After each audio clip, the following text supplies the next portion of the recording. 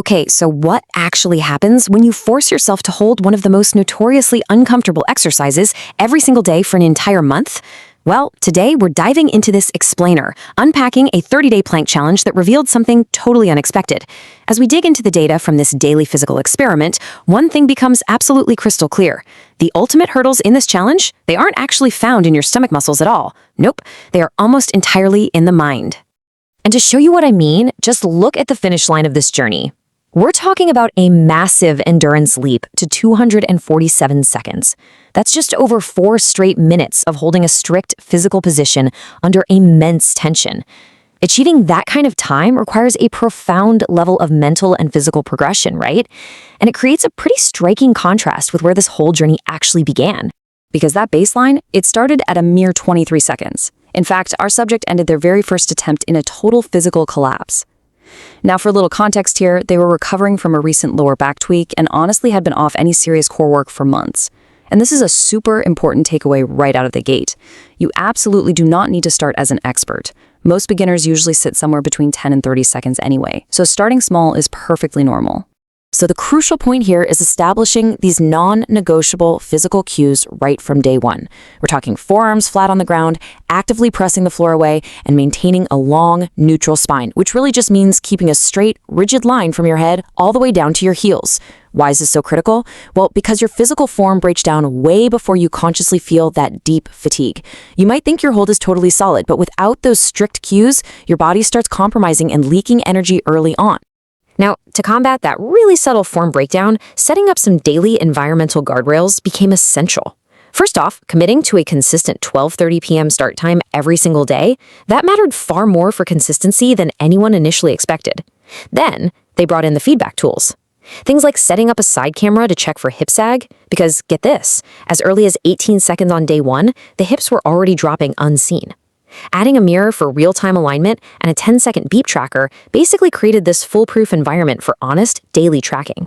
But let me tell you, those first 2 weeks were a complete psychological roller coaster.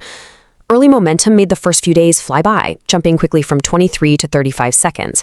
But then day 4 hits. At exactly 45 seconds, this unexpected wall of trembling just returns out of nowhere. Hips want to drop, shoulders creep up. By day 5, a complete bail at 32 seconds. There was no injury, just a totally unexplainable mental quit. It actually wasn't until day 12 that those visible full-body shakes finally started to settle down. And as that physical effort spikes, a really strange psychological phenomenon kicks in. You realize that at 1 minute, you're basically a coffee table, so please place cups gently. Your brain literally slows time down. When you hit that 1 minute mark, those final 15 seconds, they stretch out endlessly. They honestly feel longer than the first 40 seconds combined. You essentially become this piece of stiff, human furniture fighting against a clock that completely refuses to tick. But here's the good news. As week 2 progresses, that 1 minute wall finally starts to move, all thanks to something called neural gains. Now actually, scratch the idea of muscles. This wasn't about sudden, massive muscle growth. This was all about the nervous system. The nervous system basically figures out what the exercise actually is, resulting in the body fighting itself less. You stop wasting effort, your timing gets better, and you essentially execute the movement with a much higher degree of neurological efficiency. But, of course, just as the physical execution gets smoother, a massive new obstacle rears its head around day 14. The deep physical soreness from that first week faded into this manageable background grumble. But man, an intense boredom set in. Let's call it the boredom wall. This experiment proved, without a doubt, that static exercises mercilessly magnify the feeling of time passing. When you aren't moving dynamically, every single second is amplified in your mind, turning a simple core hold into a profound test of patience. So how in the world do you beat that boredom? Well, you'd think distraction would work, right? Nope. Mental escapes entirely failed. Attempting to listen to distracting music, visualizing a relaxing beach, or even over-focusing on counting breaths, it all actually made staring at the clock harder. The real fix? Physical solutions. Breaking up the monotony with dynamic jump rope circuits actively saved the streak.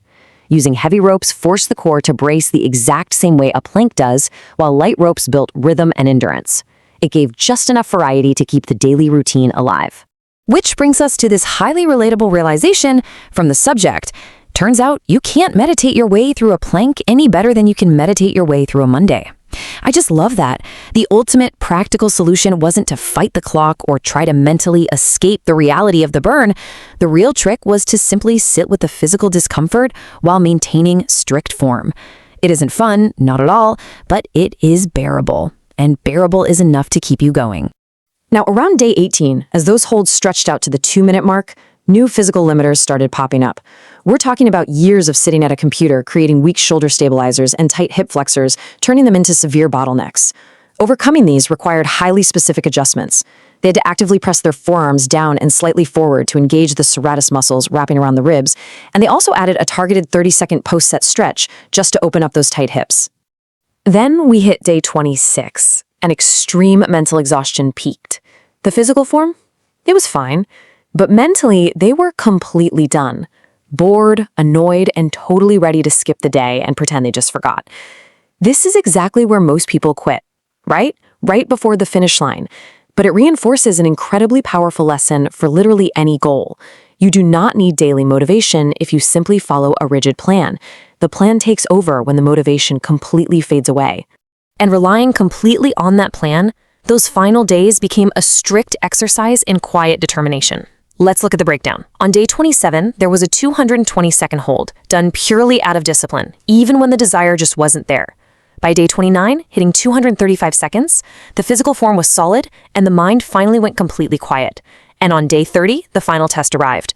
Using the exact same setup as day 1, they ended in a grueling 2-minute and 47-second hold, where the breathing was perfectly controlled and the mind remained calm under extreme stress. Just wow.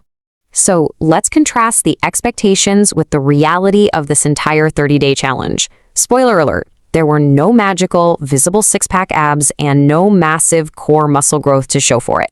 But the true, lasting victories, they were far more profound.